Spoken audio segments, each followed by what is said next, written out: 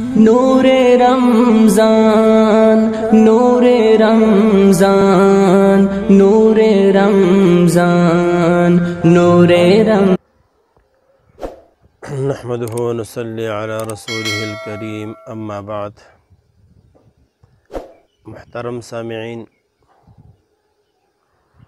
رمضان نیکیوں کا سیزن ہے اور رمضان شریف میں انسان کا نفل عبادت فرض کے درجے تک پہنچ جاتا ہے اور فرض عبادت 70 گنا زیادہ ہو جاتا ہے۔ رمضان کے اندر ایک عمل مسنون ہے جس کو تراویح کہا جاتا ہے۔ تراویح ایک سنت نماز کا باجماعت ادا کرنا ہے جو رمضان کے علاوہ کسی صورت میں بھی جائز نہیں۔ اکابرین امت تراویح کا اہتمام فرمایا کرتے تھے اور خود تراویح کا ثبوت آن صلی اللہ علیہ وسلم کے قول اور فعل سے ثابت ہے۔ آپ وسلم 2-3 دن خود نکلے تراویح کے لیے اور تراویح باجماعت ادا فرمائی۔ اگلے دن صحابہ کرام انتظار میں تھے اور آپ وسلم نہیں نکلے۔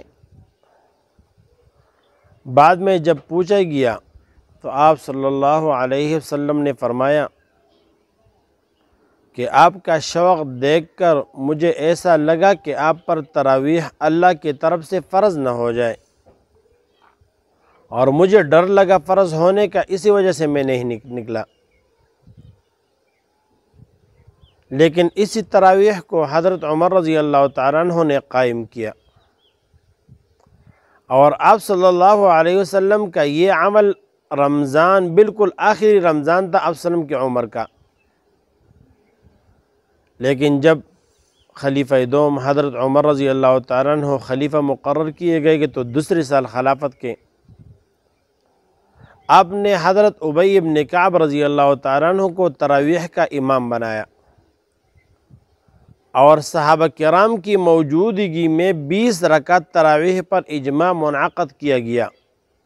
حضرت عثمان رضی اللہ تعالیٰ عنہ، حضرت علی رضی اللہ تعالیٰ عنہ، اکابر صحابہ کرام موجود تھے، اور کسی نے نکیر نہیں فرمائی، کسی نے انکار نہیں کیا۔ یہ اجماع امت ہے، اس سے ایک عمل لازم ہو جاتا ہے۔ اسی وجہ سے ہمارے اکابرین نے، فقہاء کرام نے لکھا ہے، علامہ مرغنانی رحمہم اللہ تعالی فرماتے ہیں کہ تراویح عین سنت ہے۔ اس کا مطلب کیا ہے کہ ہر ایک آدمی پر سنت ہے، ایک آدمی پر نہیں، ہر ایک آدمی پر سنت ہے کہ وہ اس کو ادا کرے گا۔ ایک تو سنت کفایہ ہے، ایک آدمی اگر ادا کر لیتا ہے تو ساری آدمیوں کا جو ہے وہ گردن چوٹ جاتا ہے، لیکن یہ وہ سنت نہیں ہے۔ اسی وجہ سے اکابرین نے اس کے بہت زیادہ فضائل بیان کیے ہیں کہ کسی نے تو اس کو جمع کیا ہوا ہے کہ رمضان میں نفل عبادت فرض تک پہنچ جاتا ہے، پھر مسجد میں 25 درجہ اور زیادہ ہو جاتا ہے، پھر جماعت کے ساتھ 25 درجہ اور زیادہ ہو جاتا ہے، پھر قرآن عظیم کا تراویح میں پڑھنا، نماز میں پڑھنا، وہ پھر بھی باعث ثواب ہے۔ تو وہ نیکیاں تک کروڑوں اور یہ جو ہے لاکھوں تک پہنچ جاتی ہے، لیکن وہ فضائل کا حساب ہے۔ اسی وجہ سے تراویح کا اہتمام کرنا چاہیے، جتنا بھی ہم اہتمام کر سکتے ہیں ہم اتنا اہتمام کر لیں، اور 20 رکعت تراویح پوری کر لیں۔ اور کتنا اہتمام فرمایا کرتے، اتنا اہتمام فرمایا کرتے تھے کہ یہ جو ہمارے امام ہیں، امام مالک رحمہم اللہ تعالیٰ کے علاوہ وہ سارے 20 رکعت کے قائل ہیں۔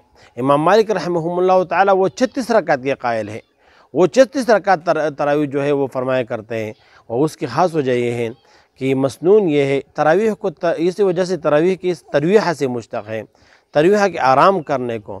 تو جب 4 رکعت پوری ہو جائے تو 4 رکعت پوری ہونے کے بعد لازم ہے کہ آپ ایک ترویحہ تک آرام کر لیں، اتنا اس میں ذکر اذکار کر لیں، کوئی جو ہے وہ دینی باتیں ہو جائے، تبلیغ کی کوئی باتیں ہو جائے، وعظ نصیحت ہو جائے، تو اس میں آرام فرمایا کرتے تھے۔ اور اتنا ہوا کرتا تھا کہ اسی دوران مدینہ اور مکہ میں بعضی ہمارے فقہاء نے لکھا ہے کہ اتنا وہ اس میں جو ہے وہ آرام فرمایا کرتے تھے کہ ایک طواف ہوا کرتا تھا اس میں، اور مدینے والے وہ دو تراویح جو ہوتا ہے 4 رکعت کے بعد اتنے وہ انتظار فرمایا کہ جس میں اور 4 رکعت تراویح جو ہے وہ ادا ہوتے تھے۔ تو لہذا تراویح کا اہتمام کرنا چاہیے اور یہ عبادت سمجھ کر اہتمام کرنا چاہیے، اور یہ 20 رکعت تراویح ہے، یہ فرض کے درجے تک یہ رمضان میں پہنچ جاتے ہیں۔